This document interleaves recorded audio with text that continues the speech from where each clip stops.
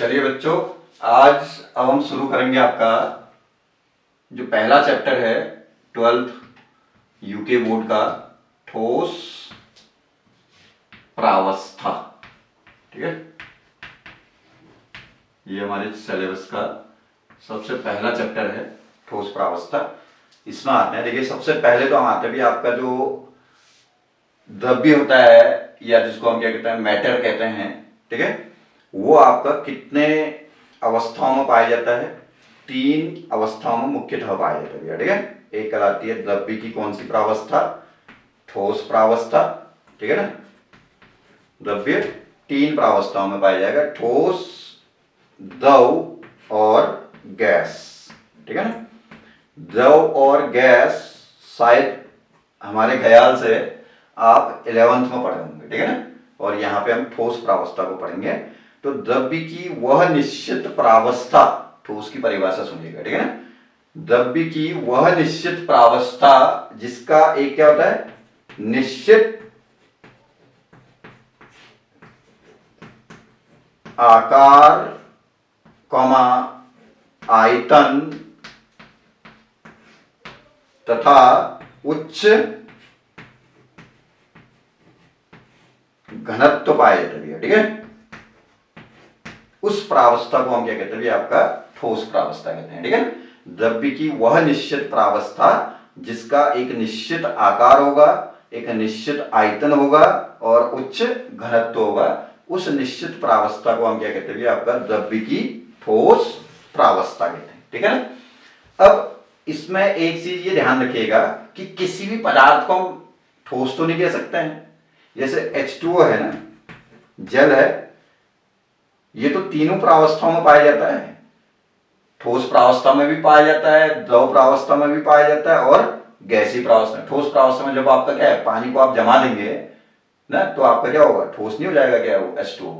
अब H2O कहते हैं हमारे दिमाग में, ठोस तो नहीं आएगा ना, तो हम H2O कहते हैं, हमारे दिमाग में क्या आता है? आपका द्रव आता है। ठीक, अब जैसे मैं कहूँ NaCl कहूंगा, या चलो कोई और एग्जाम्पल पकड़ लो, CO2 पकड़ लो, तो CO2 कहें तो CO2 आपका क्या है? ठोस, द्रव, गैस सभी अवस्थाओं में पाया जाता है ये भी ना। तो आप CO2 को क्या है? ठोस तो नहीं कहेंगे। क्यों? क्योंकि सामान्य परिस्थिति में जो जैसा दिखता है उसको वो कहा जाता है आपका। ठीक है, तो हम यहां से एक परिभाषा और दे रहे हैं, ठोस क्या होते हैं उसकी परिभाषा ये होगी, लेकिन ठोस किसको कहेंगे उसको समझिएगा जरा। ये कहता है कि ऐसे सारे पदार्थ जिनका गलनांक, ठीक है, सामान्य ताप से क्या होता है? आपका उच्च होता है। ठीक है, सामान्य ताप कितना होता है? 25 डिग्री सेंटीग्रेड आपका सामान्य ताप होता है। तो इस ताप से अधिक ताप, कमरे के ताप जिसको हम कहते हैं, कमरे के ताप से अधिक ताप पर जो गलने की प्रवृत्ति रखते हैं वो हमको सामान्यतः कैसा दिखेगा? ठोस दिखेगा। जैसे ये कोई मान लीजिए पदार्थ है, मैं कह रहा हूं कि इसका गलनांक 50 डिग्री सेंटीग्रेड है, तो अभी कमरे के अंदर हमने यहाँ कहीं पर रखा है, तो हमको कैसा दिखेगा? वो ठोस दिखेगा। सामान्य परिस्थिति में जो जैसा दिख रहा है उसको वो कहा जाता है। तो उसको हम रासायनिक रूप से कहना चाहें तो कह सकते हैं ऐसे समस्त पदार्थ जिनका गलनांक क्या है? कमरे के ताप से उच्च होता है। 25 डिग्री सेंटीग्रेड से उच्च जिनका गलनांक होगा वो कमरे के ताप पे कैसा दिखेगा? हमको ठोस दिखेगा, क्योंकि कमरे के ताप पे नहीं गलने वाला है, उससे अधिक ताप देना पड़ेगा तभी गलेगा। तो सामान्य ताप पर कैसा दिख रहा होगा? उनको ठोस दिख रहा होगा। तो उसी को आप केवल क्या कहेंगे? ठोस कहेंगे। ठीक है, कोई पूछता है H2O भी तो आपका द्रव अवस्था में भी रहता है, ठोस और गैस अवस्था में रहता है, तो क्या H2O को मैं ठोस कह लूं? तो हम ये नहीं कह रहे कि H2O ठोस अवस्था में नहीं हो सकता है। जिसमें वो क्या है, इन परिस्थितियों को व्यक्त कर रहा होगा, तो उसमें हम कहेंगे कि वो ठोस अवस्था में है, लेकिन वो ठोस है तो नहीं कहेंगे ना, क्योंकि उसका गलनांक कितना है? 100 डिग्री सेंटीग्रेड है। 100 डिग्री पे जब जाएंगे तभी वो गलेगा, तभी जाकर के होगा आपका क्या होगा? क्या है? द्रवस्था में आ जाएगा। गलनांक उसका कितना है? 0 डिग्री सेंटीग्रेड है। 0 डिग्री सेंटीग्रेड के बाद वो गल जा रहा है, तो 25 डिग्री से पहले ही गल गया ना। सामान्य ताप तो 25 है और जल का मैं कह रहा हूं कि गलनांक 0 डिग्री है, तो 25 डिग्री से पहले ही वो आपका क्या है? गल गया। तो सामान्य ताप पर कैसा दिख रहा होगा? द्रवस्था में ही तो दिख रहा होगा, इसलिए हम उसको क्या है? ठोस नहीं कह सकते। ठोस अवस्था में रह सकता है लेकिन ठोस नहीं कहेंगे। ठीक है, फिर उसके बाद हम यहां से आते हैं, देखिए ठोस पदार्थों का वर्गीकरण। ठीक है ना, तो ठोस पदार्थ दो प्रकार के होते हैं ये, ठीक है। एक होता है आपके क्रिस्टलीय ठोस, क्रिस्टलीय ठोस, और एक होते हैं अक्रिस्टलीय ठोस, ठीक है।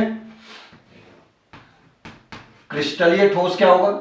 कोई भी ऐसा ठोस जिसके अंदर उपस्थित जो घटक कण है, घटक कण किनको कहते हैं? जैसे ये चौक है, चौक आपका क्या है? छोटे छोटे कणों के मिलने से बना है ना।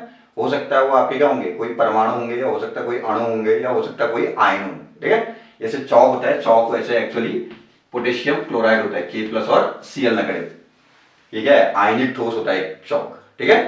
तो पोटेशियम आयन और क्लोराइड आयन आपस में जुड़ रहे हैं बहुत सारे, तब जाकर के आपका चौक बना या KCl बना आपका, ठीक है। तो यहाँ पे घटक कण क्या हुए? आयन हुए, पोटेशियम आयन और क्लोराइड आयन हुए आपके, ठीक है। तो अब जैसे कोई आपका क्या है, ये है ग्रेफाइट है, ग्रेफाइट, ग्रेफाइट देखा ना आपने, जो पेंसिल की जो आपकी निब होती है, तो ग्रेफाइट क्या होता है? बहुत सारे कार्बन परमाणु आपस में जुड़ते हैं तब ग्रेफाइट बनता है आपका, ठीक है। उनके बारे में हम डिटेल में बाद में आएंगे। तो यहाँ पे घटक कण क्या हुआ? ग्रेफाइट के क्या हुए? कार्बन के परमाणु हुए, और KCl के अंदर, चौक के अंदर घटक कण क्या हुआ? पोटेशियम आयन और क्लोराइड आयन हुए। तो कहीं पे आपके क्या है? परमाणु भी आपके घटक कण हो सकते हैं, कहीं पे आयन भी घटक कण हो सकते हैं, कहीं पे अणु भी आपस में जुड़ करके बड़े पदार्थ का या ठोस का निर्माण कर सकते हैं, तो उनको घटक कण कहते हैं, ठीक है। तो ये कहता है कि किसी भी ठोस का निर्माण करने वाले जो घटक कण हैं, अर्थात परमाणु, अणु, आयन जो भी है जिनके मिलने से ठोस बन रहा है, वो यदि एक सुव्यवस्थित अवस्था में पाए जाते हैं ठोस पदार्थ के अंदर, तो उसको कहा जाता है क्रिस्टलीय ठोस। ऐसे समस्त ठोस जिनके अंदर उपस्थित घटक कणों की एक नियमित व्यवस्था पाई जाती है या सुव्यवस्थित अवस्था में पाए जाते हैं घटक कण, उन पर क्या है? ठोसों को कहा जाता है क्रिस्टलीय ठोस, ठीक है। और ऐसे समस्त ठोस जिनके अंदर उपस्थित जो आपके अवयवी कण हैं या घटक कण हैं, वो अनियमित रूप से व्यवस्थित पाए जाते हैं, तो उनको कहा जाता है आपका अक्रिस्टलीय ठोस, ठीक है। और जो भी आपके क्रिस्टलीय ठोस होंगे, उन क्रिस्टलीय ठोसों का क्या होता है? एक तीक्ष्ण गलनांक होता है। तीक्ष्ण गलनांक मतलब हमने कहा क्रिस्टलीय ठोस क्या है? मान लिया कोई ठोस हमने कहा 150 डिग्री पे आपका गलने वाला है, तो 185 पे गलेगा। तीक्ष्ण मतलब फिक्स गलनांक होगा, ठीक है। जबकि अक्रिस्टलीय ठोसों का गलनांक क्या होता है? आपका परासीय होता है, ठीक है। परासीय गलनांक व्यक्त करता है, जबकि ये तीक्ष्ण गलनांक व्यक्त करते हैं, ठीक है। परासीय मतलब हमने कहा 150 से 180 के बीच में इसका गलनांक होता है पीछे अक्रिस्टलीय ठोस का, तो वो क्या है? 150 से 180 के बीच में कहीं पर भी आपका क्या है? गल सकता है आपका या पिघल सकता है, ठीक है। देन तीसरा पॉइंट ये कहता है इसी के अंदर कि ये जो क्रिस्टलीय ठोस होते हैं वो दीर्घ परासीय व्यवस्था युक्त ठोस होते हैं, ठीक है ना।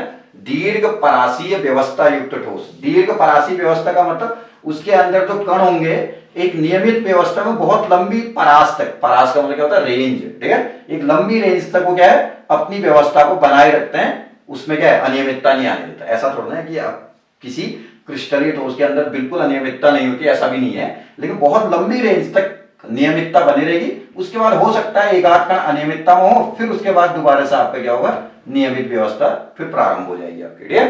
तो ये कहलाता है दीर्घ परासी, मतलब लंबी परास तक या लंबी रेंज तक अपनी नियमितता को बनाए रखता है, फिर उसके बाद हो सकता है एक आध कण अव्यवस्थित हो, फिर उसके बाद दोबारा से एक लंबी रेंज तक आपका क्या होगा? आपका कण व्यवस्थित रूप से पाए जाएंगे, ठीक है। जबकि यहां क्या होगा? जैसे एक कण है अक्रिस्टलीय में, दूसरा है व्यवस्थित है, तो तीसरे चौथे में ही आपका क्या होगा? अनियमितता आने लग जाएगी आपके, ठीक है। बहुत कम परास्पर के बाद या रेंज के बाद ही अनियमितता आ जा रही है, इसलिए इनको लघु परासीय व्यवस्था युक्त ठोस कहते हैं। इनको दीर्घ परासीय व्यवस्था युक्त ठोस कहा जाता है आपका, ठीक है। इतना मेरी बात समझ में आ रही होगी। और जो एक और वर्ड आता है, ये पेपरों में भी बहुत आता है आपका, जो अक्रिस्टलीय ठोस होते हैं, जैसे अति शीतित द्रव, वर्ड हमारा एक है यहां पे आएगा। तो ये कहता है, जैसे इसके एग्जांपल को आप ले लो, NaCl, KCl, ठीक है ना, ये सब इसके एग्जांपल हो गए। ग्रेफाइट वो भी इसी में आ जाता है। अक्रिस्टलीय में क्या होता है इसका एग्जांपल? कांच, ठीक है। कांच एक सबसे अच्छा एग्जांपल होता है अक्रिस्टलीय ठोस का, ठीक है। तो ये कहता है कि अतिशीतित द्रवों को, चलिए अक्रिस्टलीय ठोसों को अतिशीतित द्रव कहते हैं। क्यों कहते हैं? ये आपका लघुत्तरीय प्रश्न आता है पेपरों में, अतिशीतित द्रव क्या होता है या इनको अतिशीतित द्रव क्यों कहते हैं। ठीक है, तो देखिए मैं इसके लिए एक आपको प्रयोग बताता हूं। ये देखा गया कि जो पुरानी इमारतें थी, बहुत पुरानी 100, 200, 300 साल से जो आपका क्या है इमारतें खड़ी हैं, उन इमारतों में जो आपके क्या है खिड़कियों के शीशे थे, ये देखा गया कि आपका धीरे धीरे धीरे धीरे क्या है उन इमारतों के खिड़कियों के शीशे का निचला हिस्सा थोड़ा सा मोटा हो गया, ऊपर का हिस्सा थोड़ा सा पतला हो गया। ठीक है, ऊपर का हिस्सा पतला होगा, पहले बराबर होगा, अब धीरे धीरे हो क्या रहा होगा ना, उसके अंदर जो कण होंगे वो कण धीरे धीरे नीचे को बह रहे होंगे। ठीक है, बहुत मंद वेग से, तभी मैंने कहा ना पुरानी इमारत की बात की जहां 100-200 साल लग गए। ठीक है, तो उसमें बहुत धीमी गति से नीचे को बह करके नीचे वाला हिस्सा मोटा हो गया, ऊपर का हिस्सा क्या हो गया आपका पतला हो गया। ठीक है, ठीक है ना इतना। तो ये तरलता का गुण होता किसमें, द्रवों के अंदर पाया जाता है। इसीलिए अक्रिस्टलीय ठोसों को क्या कहा गया आपका, जैसे कांच को अतिशीतित द्रव कहा गया। ठीक है, क्योंकि उसमें द्रव की भांति क्या कौन सा गुण पाया गया आपका, तरलता का गुण पाया गया। बहुत मंद वेग से, हमें नग्न आंखों से नहीं दिखेगा, या इतनी जल्दी 2-4 साल में भी नहीं दिखने वाला है। 100-200 साल क्या है पुरानी इमारतों के जो शीशे होंगे उसमें नीचे क्या है शीशे का निचला हिस्सा मोटा हो जाता है, इसका मतलब उसके कण नीचे को बह रहे हैं, और ये तरलता का गुण किसमें पाया जाता है, द्रव के अंदर पाया जाता है। इसलिए हमने ये मान के चले कि भैया कोई द्रव है अतिशीतित का मतलब बहुत ठंडा किया हुआ। ठीक है, अति का मतलब बहुत ज्यादा, शीतित का मतलब ठंडा किया हुआ। ठीक है, जैसे कोई द्रव है उसको भी ठंडा करोगे तो ठोस तो बन जाता है ना, तो उसी प्रकार का कोई ठोस होंगे अक्रिस्टलीय ठोस। ठीक है, इसीलिए इनका नाम क्या कहा गया आपका, अतिशीतित द्रव। हम मान के चलते हैं कि कोई ये द्रव था, कांच या जो भी अक्रिस्टलीय ठोस है वो द्रव था, लेकिन उसको हमने बहुत ठंडा करके हमने उसको क्या कर दिया, क्या है ठोसीकृत कर दिया, इसलिए उसका नाम क्या कहा गया, अतिशीतित द्रव कहा गया। बहुत ज्यादा ठंडा किया हुआ द्रव है, तो ठंडा करेंगे तो द्रव भी कैसा हो जाएगा, ठोस हो जाएगा, इसलिए उनका नाम क्या पड़ता है अतिशीतित। ठीक है ना, तो इतनी चीजें आपको ठोस के वर्गीकरण के अंदर आना चाहिए कि ठोस दो प्रकार के होते हैं। किसके आधार पर, किसी भी ठोस पदार्थ के अंदर उपस्थित अवयवी कण या घटक कण जिनके मिलने से ठोस बनता है। ठीक है, कि व्यवस्था के आधार पर ठोसों को दो प्रकारों में विभाजित किया गया, क्रिस्टलीय ठोस और अक्रिस्टलीय ठोस। क्रिस्टलीय ठोस क्या होता है भैया, ऐसे समस्त ठोस पदार्थ जिसके अंदर उपस्थित अवयवी कण या घटक कण एक नियमित व्यवस्था में पाए जाते हैं या सुव्यवस्थित अवस्था में पाए जाते हैं, तो उनको क्रिस्टलीय ठोस कहा जाता है। ठीक है, और ऐसे ठोस पदार्थ जिसके अंदर उपस्थित घटक कण अनियमित व्यवस्था में पाए जाते हैं, तो उनको अक्रिस्टलीय ठोस कहा जाता है। इतनी बात ठीक है ना। देन ये कहता है कि जो क्रिस्टलीय ठोस होते हैं उनमें दीर्घ परासीय व्यवस्था होती है। इस शब्द को समझना है, दीर्घ परासीय व्यवस्था मतलब बहुत लंबी परास तक या रेंज, परास का मतलब रेंज, लंबी रेंज तक कण एक नियमित व्यवस्था में बने रहेंगे। बहुत लंबी रेंज के बाद हो सकता है एक आध कण अनियमितता में आ जाए। ठीक है, और लेकिन वहां क्या होता है, लघु परासीय व्यवस्था, एक कण, दो कण, तीन कण के बाद ही आपका अनियमितता आने लग जाएगी आपके। ठीक है, इसलिए उनको लघु परासीय व्यवस्था युक्त ठोस कहा जाता है। ठीक है, और फिर एक और कि इनके जो गलनांक होते हैं वो तीक्ष्ण होते हैं। ठीक है, तीक्ष्ण मतलब एक फिक्स गलनांक होगा, 150 का तो 185 पे गलेगा, 152 पे नहीं गलेगा, 160 पे नहीं गलेगा। ठीक है, लेकिन वो परासीय गलनांक दिखाते हैं, उनका एक रेंज होगा, इतने से इतने के बीच में इसका गलनांक कहेंगे, तो उसके बीच में कहीं पर भी गल सकता है। ठीक है, फिर उसके बाद ये कहते हैं कि आपका जो आपका अक्रिस्टलीय ठोस होते हैं उनको अतिशीतित द्रव कहते हैं। क्यों कहते हैं, तो अति क्या है, अक्रिस्टलीय ठोस जैसे कांच में, ठीक है, आपका क्या है अति मंद वेग से द्रवों की भांति तरलता का गुण पाया जाता है। इसलिए हम ये मान के चलें कि ये वास्तव में द्रव थे और बहुत ज्यादा ठंडा करने के बाद क्या है जो द्रव है वो ठोस अवस्था में आए हुए हैं, इसलिए इनको नाम क्या दिया गया, अतिशीतित द्रव कहा जाता है आपका। ठीक है, फिर एक और आपका इसका गुण है जिस गुण को मैं आगे डिफाइन करूंगा कि जितने भी क्रिस्टलीय ठोस हैं, ठीक है, जितने भी क्रिस्टलीय ठोस हैं वो विषम दैशिक प्रवृत्ति के होते हैं। ठीक है, विषम दैशिकता और समदैशिकता अभी मैं जस्ट इसके बाद डिफाइन करता हूं आपको, तो अभी यहाँ पे समझ में नहीं आया, पहले यहाँ पे अंतर समझ, कभी इन दोनों का अंतर आता है ना आपको पेपर में लिखने को, तो इसलिए मैं आपको ये बता रहा हूं कि जितने भी क्रिस्टलीय ठोस होते हैं वो विषम दैशिक प्रवृत्ति के होते हैं, लेकिन अक्रिस्टलीय ठोस कैसे होते हैं, समदैशिक प्रवृत्ति के होते हैं। ठीक है, तो ये 3-4 अंतर, इसमें अवयवीकरण नियमित व्यवस्था में, यहाँ अनियमित व्यवस्था में, यहाँ पर दीर्घ परासीय व्यवस्था, यहाँ लघु परासीय व्यवस्था, यहाँ तीक्ष्ण गलनांक, वहां परासीय गलनांक। ठीक है, और ये विशुद्ध ठोस है, इसमें कोई तरलता का गुण नहीं पाया जाएगा द्रवों की तरह, इसलिए विशुद्ध ठोस। और वो क्या है, छद्म ठोस है। छद्म मतलब आभासी है, छलावा हो रहा है हमारे साथ, ठोस है नहीं, गुण तो द्रव का दिखा रहे हैं ना, इसलिए इनको हमने क्या कहा, छद्म ठोस कहा। ठीक है, तो ये विशुद्ध ठोस और ये छद्म ठोस। ठीक है, और फिर उसके बाद एक चीज और जो मैंने बोला, क्रिस्टलीय ठोसों में आपका क्या होता है, आपका विषम दैशिकता का गुण पाया जाता है, अक्रिस्टलीय ठोसों के अंदर समदैशिकता का गुण पाया जाता है। इतनी चीज मेरे ख्याल से आपको समझ में आ जाएगा। साथ ही साथ एक ये जो आपका शॉर्ट नोट आता है, अतिशीतल द्रव क्या होता है, इसको थोड़ा सा ध्यान दीजिएगा। ठीक है, देन फिर आगे बढ़ते हैं। देखिए इसमें अब इसी में आता हूं मैं, जो मैंने आपको इसमें इन दोनों में अंतर बोला ना, कि क्या होता है आपका समदैशिकता, क्या होता है आपका विषम दैशिकता। ठीक है, समदैशिकता और विषम दैशिकता को डिफाइन करते हैं कैसे, देखिए ये समदैशिकता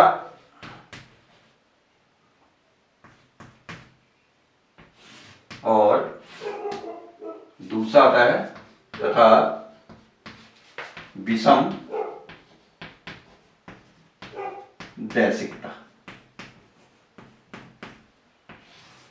ठीक है, सुनिएगा ये क्या होता है। ये है, सपोज मैंने ये लिखा है Na plus Cl negative, Na plus Cl negative, ठीक है, Cl नेगेटिव आयनिक ठोस है, धनायन ऋणायन धनायन ऋणायन है ना, तो यहाँ पे धनायन के बगल में कभी भी धनायन नहीं होना चाहिए। समान आवेशों में प्रतिकर्षण होता है, अगल बगल में कभी नहीं रहते हैं। ठीक है, यहाँ धन है तो यहाँ है, Na plus Cl negative, Na plus, ठीक है, फिर ऐसे ही अब ये Cl है तो यहाँ Na plus Cl negative, Na plus Cl negative. ठीक है, चलो इतने से समझ में आ जाएगी बात है। तो देखिए इस NaCl में एक नियमित व्यवस्था पाई जा रही है कणों की, धनायन ऋणायन धनायन ऋणायन धनायन ऋणायन धनायन।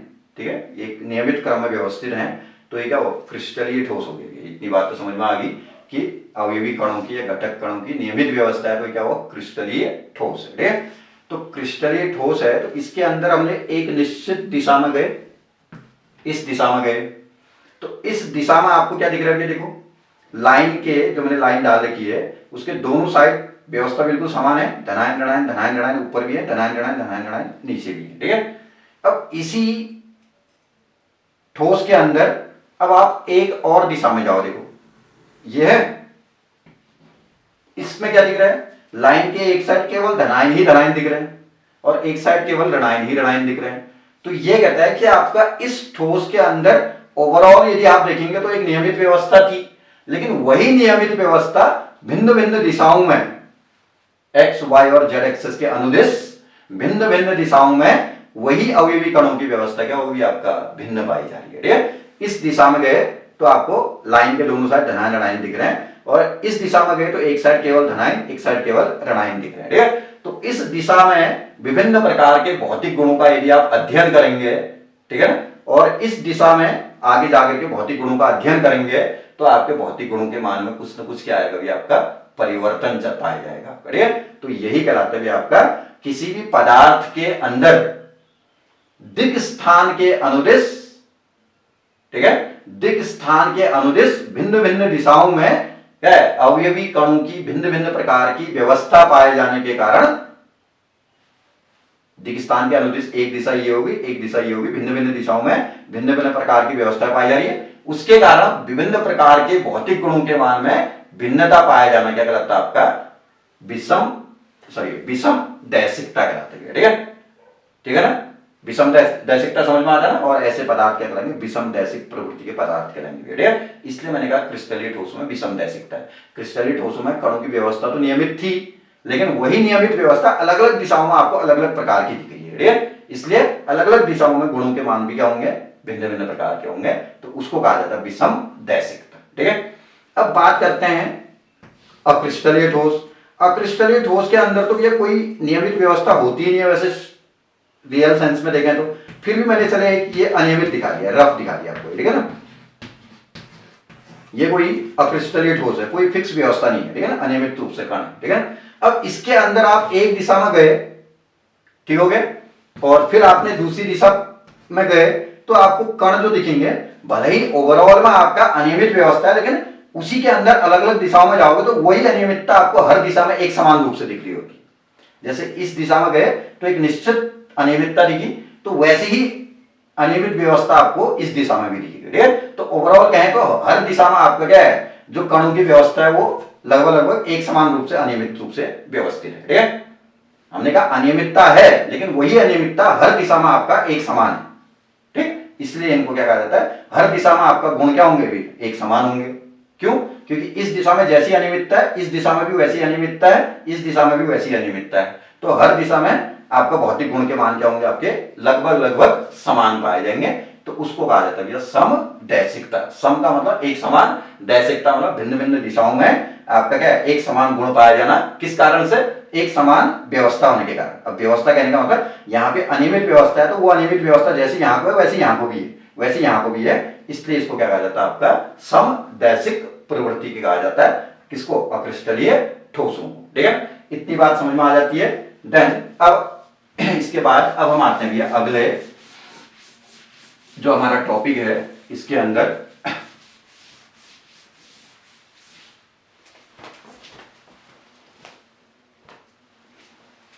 ठीक है। अब यहां से अब अक्रिस्टलीय ठोसों का हम आगे को ज्यादा जिक्र नहीं करेंगे।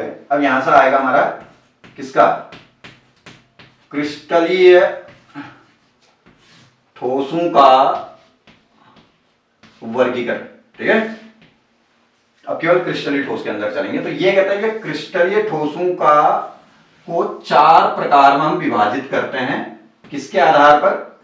क्रिस्टलीय ठोसों के अंदर अवयवी कणों की प्रकृति के आधार पर। ठीक है, एक होता है आपका आयनिक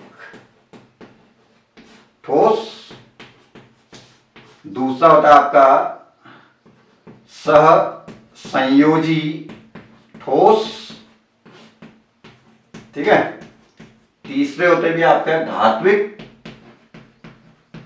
ठोस, और चौथा होता आपका आणविक ठोस। ठीक है, किसके आधार पर काम ने? क्रिस्टलीय ठोसों का निर्माण करने वाले अवयवी कण या घटक कणों की प्रवृत्ति के आधार पर क्रिस्टलीय ठोस 4 प्रकार के। यदि आपका किसी क्रिस्टलीय ठोस का निर्माण धनायन और ऋणायनों के मिलने से हो रहा है, धनायन जैसे KCl NaCl जो भी है ना, उसमेमें K positive Cl negative Na+Cl negative, ठीक है, तो उनको कहा जाता है आयनिक ठोस। जहां पर परमाणु आपस में जुड़ रहे हैं, अधातु परमाणु है, लेकिन ध्यान रखना अधातु परमाणु के बीच में सहसंयोजी बंध बनाने की प्रवृत्ति ज्यादा रहती है। जैसे कार्बन के बहुत सारे परमाणु, कार्बन अधातु है, उसके बहुत सारे परमाणु जुड़ेंगे तो आपका एक सहसंयोजी ठोस बनेगा, जिसको हम क्या कहते हैं, ग्रेफाइट भी कहते हैं, डायमंड भी कहते हैं, हीरा। ठीक है, तो ग्रेफाइट और हीरे में क्या अंतर होता है बाद में आएंगे। तो हीरा भी बहुत सारे कार्बन परमाणु के जुड़ने से बनता है और आपका ग्रेफाइट भी। ठीक है, लेकिन अधातु है कार्बन, तो बहुत सारे अधातु परमाणु आपस में जुड़ करके किसी ठोस का, क्रिस्टलीय ठोस का निर्माण करते हैं, तो वो कहलाएंगे सहसंयोजी ठोस।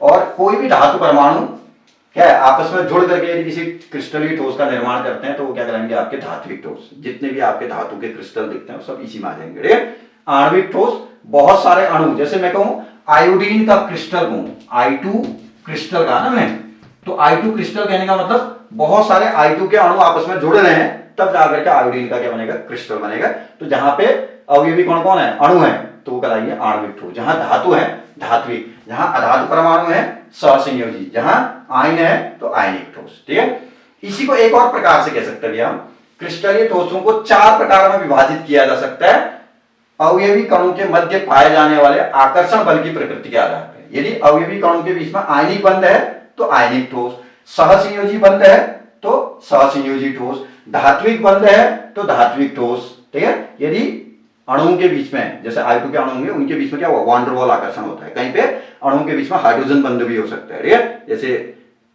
आपका क्या है, आइस है, बर्फ है ना, तो उसमें जल के अणु होते हैं, हाइड्रोजन बंध से जुड़े रहते हैं, तो वहां पे आपका क्या होगा, अणु के बीच में हाइड्रोजन बंध या वान डेर वाल आकर्षण बल है, तो वो कहलाएंगे आणविक ठोस। ठीक है, तो यहां तक का मेरे ख्याल से आपको बात समझ में आ गया होगा। थोड़ा सा आप बुक से भी देखने की कोशिश करेंगे तो समझ में आ जाएगा, लेकिन वीडियोस को जितना बताते जा रहे हैं उतना ध्यान से पढ़ते जाइएगा।